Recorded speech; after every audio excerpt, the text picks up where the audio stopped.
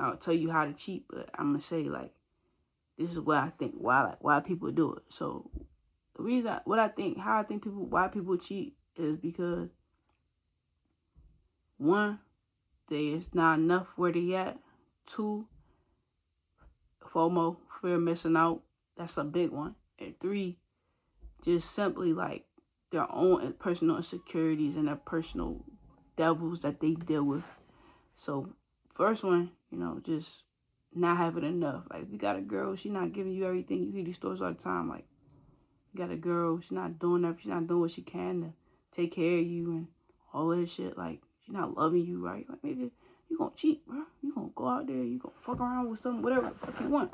And personally, like that's just what you gotta do, bro. Like you gotta be happy. Like I feel like that's a big thing, especially at my age right now. I'm 21. At my age, we growing up, we want to have fun, but we also want to not be locked in and caged up. Some of these girls nowadays are controlling this shit because they know they doing stuff. Like, you a controlling woman because you know you done stuff. If you really think about it, like, helicopter parents, this is a pattern. Like, helicopter parents controlling women, controlling men, they all have a thing in common. They once were something that they're trying to prevent. Like, you're trying to be something. You're trying to stop me from doing something that you did. Parents tell their kids to stop drinking because their spouse was an alcoholic, or they were around a lot of alcoholics, or they were alcoholics at one point, so they're going to stop you from drinking. Or they used to be outside, so they're going to stop you from going outside. Or your partner you was going, anything fine was getting hit. And they don't want you talking to nobody, being around nobody, because you was the one that they was hitting, or you the type of girl they was hitting, or the type of niggas that's out there, and you're a pretty girl. A lot of niggas gonna try to get at you, and you can only reject only so many people, bro. Like literally, like there's a lot of things that people try to prevent from happening. So you trying to be controlling. Like that's the one thing I've noticed. A girl that is controlling, I know for a fact she has had history doing some shit, doing some things she had no business doing, and you can't stop people from doing what they're gonna do. There's another thing about cheating. A nigga or a bitch, they gonna do what they want to do. A person is gonna do whatever the hell they want to do. Nothing is gonna change somebody from doing what they want to do. Let's start there. If you're somebody that's insecure about somebody cheating on you, and you feel like, oh, people gonna cheat on me, everybody will cheat on you, no matter how good they are. I've met some the utmost righteous people I've ever thought, and I think like the thing that is just so like degrading about it is like, for me, in my mindset, is men. Like men get the most like slack for it because it's, oh, we want to be a stand-up guy. Everybody want to be a stand-up guy, but not everybody can be a stand-up guy. You can't always be a stand-up guy. Like some shit, you can't. Literally, let's go to our third point. You cannot help yourself. Some men cannot help themselves, but if we're talking on this aspect of females and women, like women also cannot help themselves. Like a woman is probably even worse, because when it comes down to not having enough, a woman requires a lot.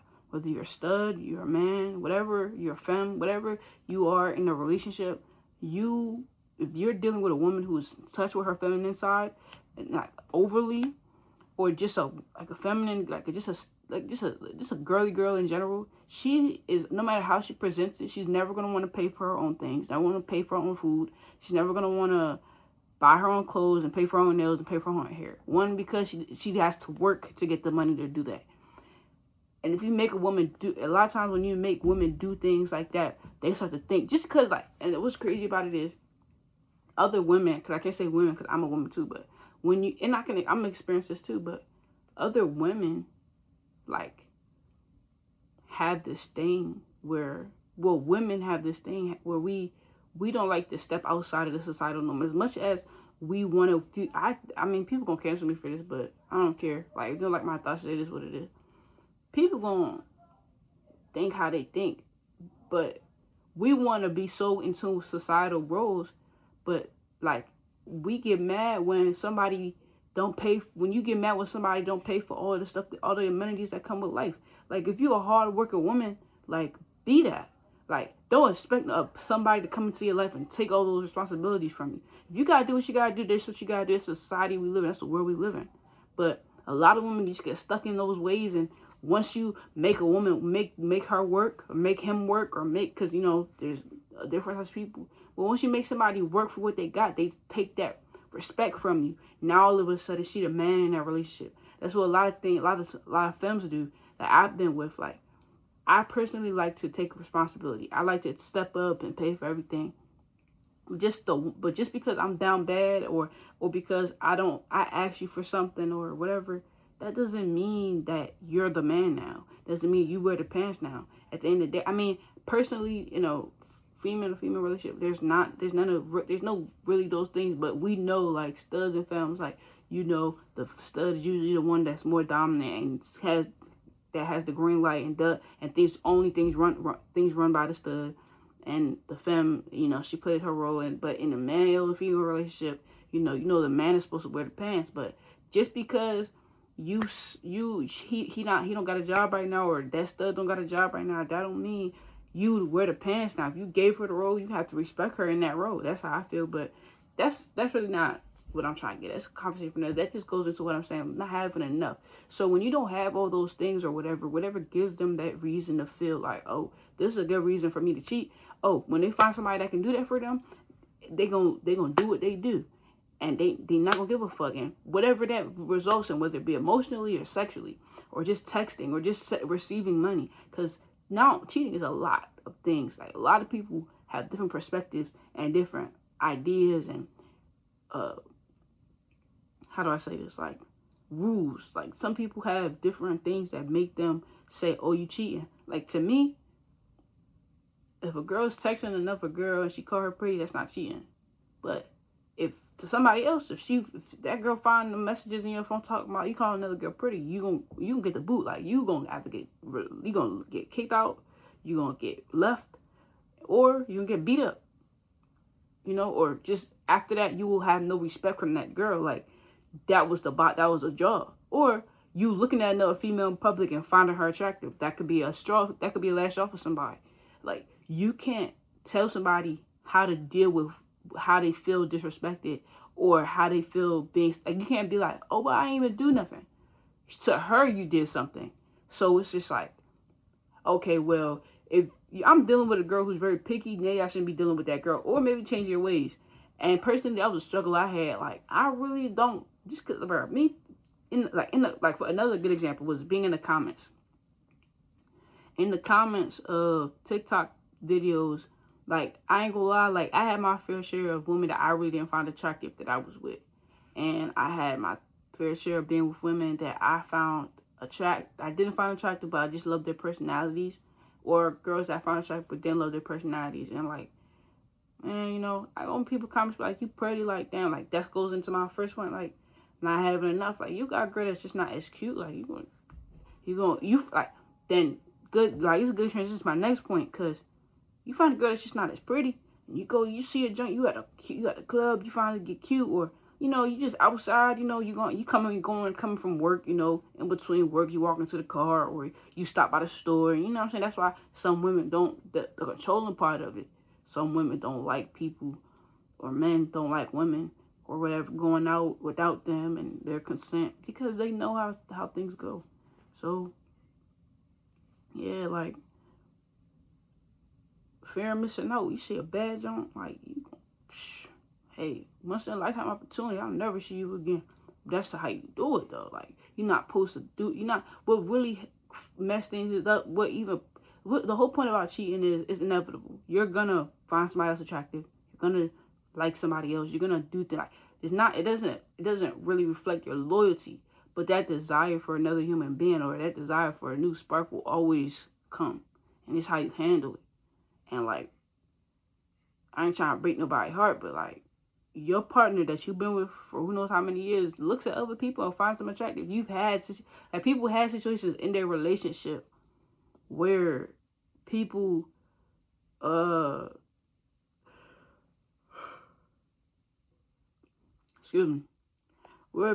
their partner has they had to argue about how their partner went about that relationship with a coworker, whether it be a coworker. Like, that stuff happens all the time. So I don't want to hear none of that. Oh, I've been with my partner for this many years and they never did nothing. Like, bro, a lot of those people who think like that to me be delusional as shit to me. But yeah, bro, like I could be with you for how many years, but I'm still gonna have those connections. I'm still gonna have that desire for somebody else. Like, it just happens. Like, sometimes you're gonna be irritating as shit. You ain't been getting cute. You ain't been doing nothing. If another joint come looking better than you, like, you know what I'm saying? And that also goes into not loving the person. Like, if I don't love you enough and I'm just with you either for ben, like, if your purpose drives a lot of things in our life.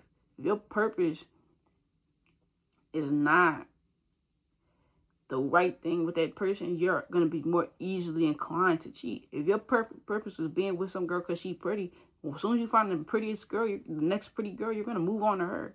And if that girl is, and if that girl got a crib or that boy got a crib and you staying with them and you only there for them for a roof over your head, shit, you're going to do whatever you do because you're not emotionally attached to that person. As long as you have access to that crib, you're not going to care. It's not going to bother you if that person is upset, if their feelings is hurt. You don't care. You don't care if they get cute because you never were attracted to them in the first place. Shit, like, yeah, like, just fear of missing out. Like, what's the next opportunity that I could grab? If you and your partner struggling, y'all both struggling. She don't got nowhere to go. You don't got nowhere to go. Y'all struggling, trying to get up on your feet. Y'all always arguing. And you come across a girl or boy who got that shit going on. They got a car, they got a crib, they invite you over. Just so happens y'all was talking in the grocery store. They thought you was cute, but you thought they was cute. You did some flirting. You asked them to help them take their groceries to the car. Next thing you know, you like, oh shoot, let me get your number. You got their number. Y'all been texting for a little bit on the low. You waiting for your girlfriend to go to sleep before you text her. You hiding in a bathroom to text shorty. When your girlfriend out of the house, you on the phone with shorty. Boom, boom, boom. Next thing you know, she say, hey, can you come over? Da-da-da-da. You come over, you go over there with her. Next thing you know, you cracking that shit. It's the best you ever had in a long time because the girl you been with is struggle pussy. So that pussy it's just there to be there. He ain't really got no juice, ain't got no motor, ain't got no, she's so stressed, like that shit just not hitting how it's supposed to. And so, you know, y'all living in different people's houses, going from place to place. Y'all don't got nowhere stable to be. So, shit, it's just y'all thinking just about the next move, how to get comfortable. You're not really thinking about loving her. So, all that emotion that you had about your girl, you just gave it to her. You put that shit on her. Now you in love for the day, for the night. You stay there for the night. You make sure you get your time right. You handle your business, and you go back home with no clues, with no tracks. You leave everything. There's no evidence of text messages. Ain't nothing in the phone. You cleared everything, all that shit out. You went to shorty house. You stayed with her. You came home. Your girlfriend was like, where you at? You said, I just stayed overnight at work. You don't give your girlfriend a clue or a clue in the world what just happened. You thinking about shorty though. You thinking about her crib. She lets you know right before you left, you can come over anytime. You got this in the back of your mind, looking at the situation you in, the place you at with the girl you with. You realize she ain't had her hair done. She stank a little bit. Her breath a little stink. Her clothes a little raggedy, and you tired of her. And she start picking at you, just like how y'all been picking at each other every day. Picking at each other every day. Picking at each other every day. All of a sudden, it's just too much now. She doing too much. You don't like her. You hate how she talk to you. You don't like your disrespect. But that's how y'all been talking for a long time. It just so happened the right opportunity didn't come. And because you took the opportunity. Now, if you wouldn't have took that opportunity, you would have been in that situation. Next thing you know, you arguing with your girlfriend. You break up with her. You tell you don't want her to do nothing no more. Now you with the other gent. And you started a whole new relationship with the other gent. Said, fuck that girlfriend. That's how it goes. That's cheating for you. And it could be emotionally, it could be sexually, but it's a gradual thing. It's something that doesn't just happen overnight. You can't just say, oh, I cheated. Like, to me, like, just a one-night stand is cheating. Yes, sexually is cheating. But if you was not emotionally attached to that person, you didn't get their number, you didn't do this, you didn't do that, like, it's cheating, yes. I'm not saying it's not cheating, but to me, what's serious is emotion. That's what type of cheating that make me hurt, that hurts me. Like, you cheat and you get attached to this person, you have their number, you laugh, you crack jokes, like, The one thing that's a deal breaker with me is if you find somebody that makes you laugh harder than, if you can laugh harder with somebody else and you can laugh with me, just go ahead, because I'm a big person on laughing. Like, if I hear you laughing with somebody else, that's cheating. I don't care. If I find you laughing with somebody else, if I see you happier with somebody else than me, that's cheating. That means you are in a better state of mind. You're better off with that person then. Like, it's not me being no type of way. I'm just like, I'm not going for that. Like, I need to be your everything. So I'm just as protective. I'm just as possessive as the next person. But cheating can do a lot of things. And then on top of that, like, you can't say you can't help yourself. Like, women go to clubs all the time and they have their stuff. You gonna gave yourself a nice Sunday cleanup, everything. You went from bush to nothing. You talking about you went to the club just to have fun with your friend, like, and it was crazy about it is your partner was going for that. Your partner should have said, "I'm gonna go with you," or "No, you ain't going nowhere tonight." That's how you're supposed to be when you're dealing with a fast person. Cause some of these girls been fast since they was kids, so that's all they know. Like, they don't really know how to be loyal. They don't know how to pass up an opportunity. These boys are the same way. Boys and girls, humans alike, people alike. Some people, they just been fast their whole life, just going. They never had they never had a stoplight. You they first stoplight. And sometimes you run a red light. Sometimes, if you never been taught how to treat people, if you never been in a relationship before, you go run that red light and go green. So if you the type person, you see yourself with somebody that's cheating and all that, like, you might gotta stand your ground if you're not gonna leave. You guys be like, no, you gotta be on it thick. That's what go back to the controlling shit. Like, those people know this is how you're supposed to be, or this is how I would have wanted somebody to be with me, to make sure I was right, because me by myself was off the rails. And it's like, it's okay to understand that about yourself, but you also gotta know, like, you can't control nobody. That's the moral of the story. Like, why people cheat? People cheat for a multitude of reasons, and no reason is good enough. If you're gonna get in a relationship with somebody and you're gonna love them, you have to be 100%. But the biggest thing about that is we just cannot help ourselves. It's not a good excuse, but it's the truth. You just cannot help yourself. You're scared to miss out on things. You're scared to miss out on the next how the next feel. Like, you're scared. You're just scared.